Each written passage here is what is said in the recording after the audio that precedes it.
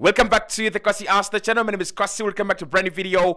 Mikel Arteta wants all his players in pre-season. He wants a full squad in pre-season, including old players and the new arrivals as well. And that means that Andre Bata has less than 19 days to deliver the signings for the manager as we begin pre-season on the 19th of July. So the big question is, can Arsenal really go get all their signings in July? There is drama on the centre forward targets. There's drama on the left wing. We've got to wait for Rodrygo and Madrid and Xabi Alonso. Can we get all these deals done in July? Well, there's a very big question, but in this video, let's find out what could Mikel Arteta work with, which are the signings we can do in July, and then maybe he can wait for some others in August as we prepare for the new season. Hit the like button, subscribe to the channel as well. Mikel is serious.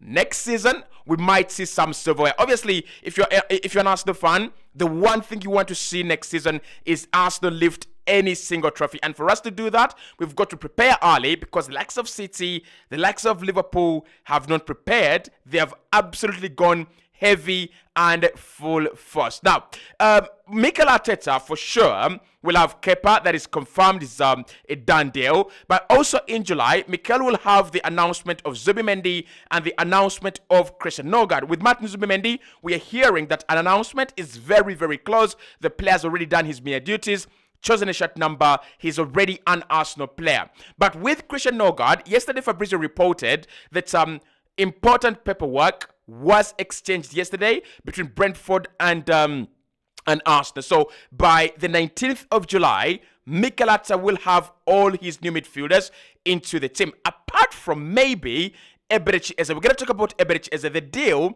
might actually drag on for quite some time, because the Athletic are now reporting there is a possibility that this deal might need a departure. But even if it's not that, Arsenal feel Crystal Palace might be ready to negotiate around the release clause of the player, which is £68 million.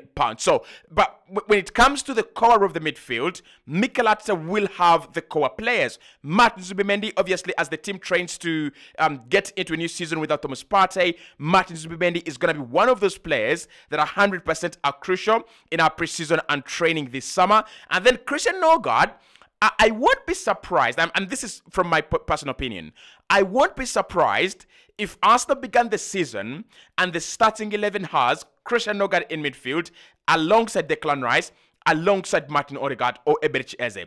And the reason for that is this. I think Christian Nogard is more Premier League ready and is, I think he would adapt to Mikel Arteta's system quicker than Martin Zubimendi.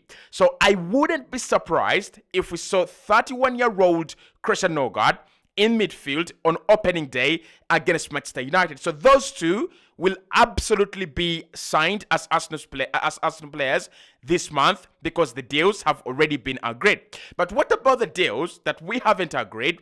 Which are the most important players Mikel Arteta wants to come in, and where are we on these ones? Now, we were told by Buchilaba and a couple of other very important journalists, especially Isaac Khan, that Mikel Arteta wants a new centre forward by the time we get into pre-season. By the time Arsenal travel on the 19th of July, Mikel wants a new centre forward.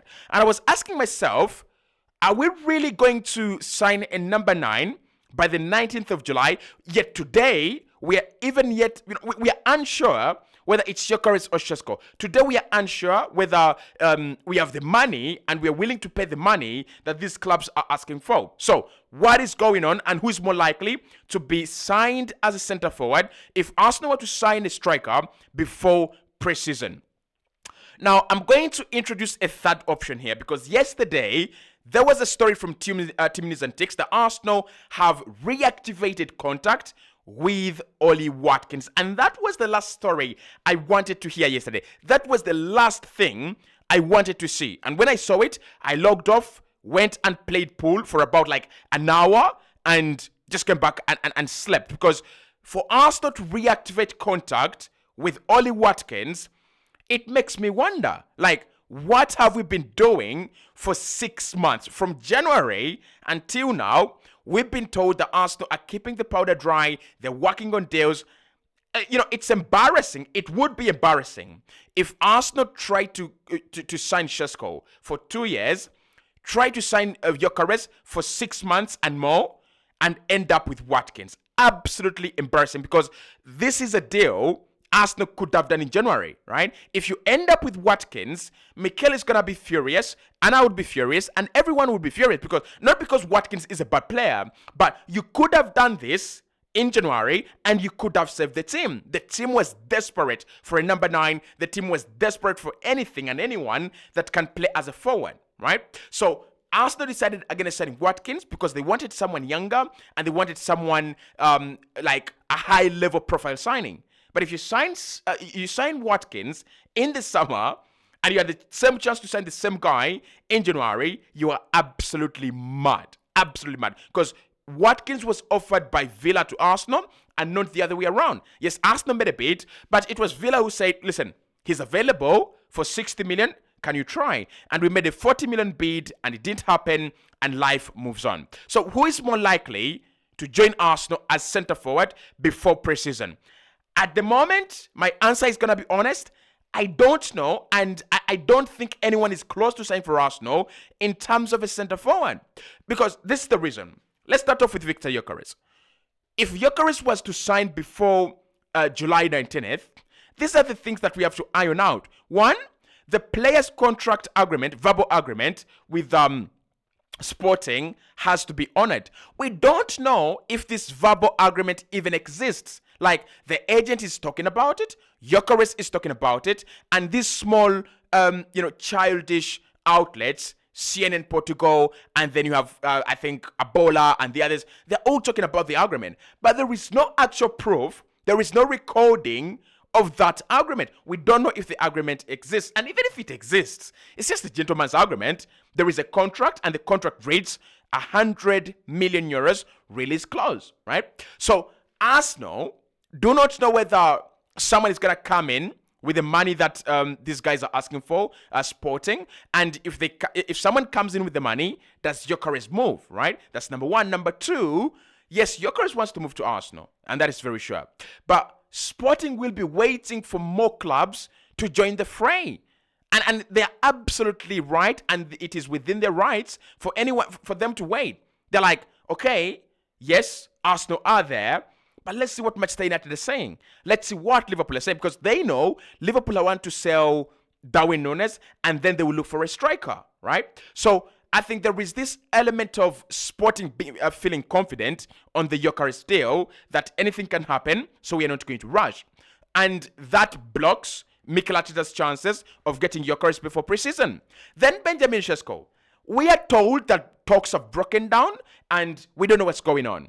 And this is what is funny about the Benjamin Sesko deal. Because this was a deal at some point in time that Fabrizio and Florian Plettenberg said, we won't be surprised if he becomes an Arsenal player very soon. We won't be surprised if he becomes an Arsenal player next week. Now, talks are dry. There is no progress. According to Timmy's and Ticks, Arsenal are frustrated. There is no progress on the Benjamin Sesko deal. Why I think that Sesko would be the signing that Arsenal make before preseason, it would be if Arsenal make a compromise, right, with Sesko, the deal happens, right? Because we know the player wants to join. We know that personal terms are not a problem, but it is Leipzig that are saying we have set our asking price and we are not turning our heads.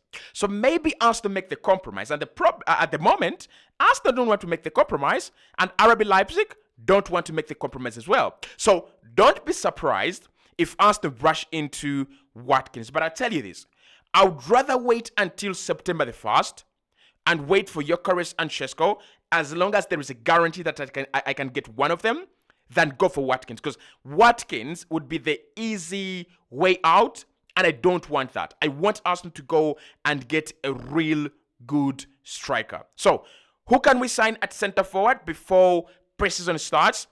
Most likely, for me, it's Sesko. Because I think Sporting are becoming a little bit, I say, rebellious, right? They're becoming angry every single day. They're doing press conferences and they're doing interviews confirming that the player is not going to leave for cheap. So I think Arsenal could do a compromise for Benjamin Sesko and get Mikel Arteta his striker. And then there is the possibility of an attacking midfielder, which brings us to Eberechi Eze, Xavi Simons, and Morgan Rogers. So yesterday, Team News and Tick say that Arsenal really like Xavi Simons, but they like him as a left-wing option. They have considered him as a left-wing option, not as a midfielder, right? But of course, we know that Xavi Simons is a versatile attacking midfielder. And we have been told by the Ghana blog and the Athletic that Arsenal are looking for a versatile attacking midfielder, a versatile attacker. Can play at 10, maybe at 8, double as a right winger and a left winger as well. That's why we're looking at Eze. So I strongly think that Arsenal have bigger chances, more chances of signing an attacking midfielder first before we sign a centre forward, because these clubs that are selling centre forwards, they're taking a piece. They're joking. They're absolutely loving life. They're milking the situation. Why do I think that we can get the attacking midfield done in July? Number one, let's talk about Eze first, right? Before we get into Simons and Morgan Rogers. Yesterday, Team News and Tix made a very good point. He said, if Arsenal wanted to sign Eze, like in hours, they can get the deal done. It's a release clause. It is a cheap release clause in Arsenal's sense, £68 million, right? The player is obsessed about playing for Arsenal. He wants to play for Arsenal. He's excited about playing for Arsenal. Arsenal didn't have to do any convincing because the options were for Eze, either Arsenal or Tottenham. And for him, it was easy. It was always Arsenal, okay? So, and Team Zentic said, Arsenal can do this deal in hours, right? The release clause isn't expensive and not very complicated. Maybe you might have to iron out a few things with Crystal Palace, but that can be done in a few hours as well. So if Eze can be done in a few hours, and this deal does not heavily depend on departures, maybe it hangs around the future of Fabio Vieira a little bit, and maybe the future of Ethan Nwaneri a little bit as well. But Arsenal can absolutely sign an attacking midfielder without selling, and we should be all right. So Eze, personal terms agreed, has given a green light to the player, and Arsenal advancing talks with Crystal Palace. I think this one is done, even before pre-season, but I think he will miss the first part of pre-season. I can see this deal completed by July 15th, and then Eze doesn't play the first game of pre-season, but plays the second game of pre-season or the third game in pre-season. Actually, Arsenal don't have so many games in pre-season. We have about 3 or 4 games, and most of them are actually in July. So with Eberechi Eze, this one can be done before the pre-season begins. When you think about the other attacking midfield options, Xavi Simons, it's about the price, isn't it? It's about the price. If Arsenal can go and give 70 million euros, that is about 59 million pounds, to RB Leipzig, is it possible that a deal can be done? Is it possible that you can sign Xavi Simons for 70 million euros? I think it depends on the structure, because we're being told that they signed him for 80 million euros, but 30 million euros of that was in add-ons. And if they sold the player this summer, then 100% they don't have to pay the 30 million euros in add-ons, right? So they basically they will have signed him for 50 million euros from Paris Saint-Germain. And if that is the case, and Arsenal walk in with, let's say, a guaranteed 65 million euros and 5 million euros in add-ons, that allows them to make a 15 million euro profit within a space of 1 year. That is good money. So that deal can also be done. It is not complicated. The one that is complicated, if Arsenal wanted to go for an attacking midfielder, is Morgan Rogers. Villa don't want to sell. They have set a very high asking price. That one would be difficult. So yes, I think an attacking midfielder can be done in July. And then there is Rodrygo. Now, for me, with Rodrygo, if Arsenal really want to sign Rodrygo as the left winger, patience is going to have to be very, very key in our negotiations, right? Because for a left winger, the caliber of Rodrygo, there's going to be competition and the price is going to be right. So Madrid are saying, we've not given the player green light. Xabi Alonso has not discussed the player, but outlets around the player saying he's frustrated. And shortly after the Club World Cup, he's going to make his decision. The Club World Cup is still ongoing. So that means that this one is one that can be decided late July and maybe signed in the middle of August, even when the season, even after the season has begun. So Rodrygo in July, I highly doubt. But what Arsenal could do and what Arsenal can do is walk away from the Rodrygo deal if they want to sign a left winger in July. But the problem again there is that we are being told that the left wing arrival depends on a departure. Trossard or Martinelli, it depends, okay? Both players have a future that is hanging in balance. So the left wing, I think we get to see those deals done in August. Madueke is one for sure that is going to be done in July. And it's not Madueke, it's the right wing option, because we know that Arsenal have been doing easy deals very, very quickly and very well under Andrea Bata. Nogard, Zubimendi, and the others. If it's an easy deal, it doesn't involve a lot of money, it doesn't involve a lot of negotiation. Arsenal have been doing these ones very, very quickly. So I'm looking at the Madueke deal as that. Chelsea are willing to sell 45 to 50 million euros. And I think Arsenal would be willing to offer about 35 to 40 million euros. And I think a compromise can be found between the two clubs. Remember, after signing Jamie Gittens, Chelsea have signed João Pedro, and now they have moved over to Kudus. That tells you that Madueke is done, Mikhailo Modric is done, Sancho is done. All these guys are done at Chelsea. So I think a deal can be done because Chelsea will be looking for somewhere to offload Madueke for a good price, and Arsenal are offering that option this summer. And then Christian Mosquera. I know people are quite afraid of the Christian Mosquera deal, but for me, Christian Mosquera is going to be Arsenal's next signing. Like, I'm so confident on this. He has turned down the chance to sign Valencia's new deal.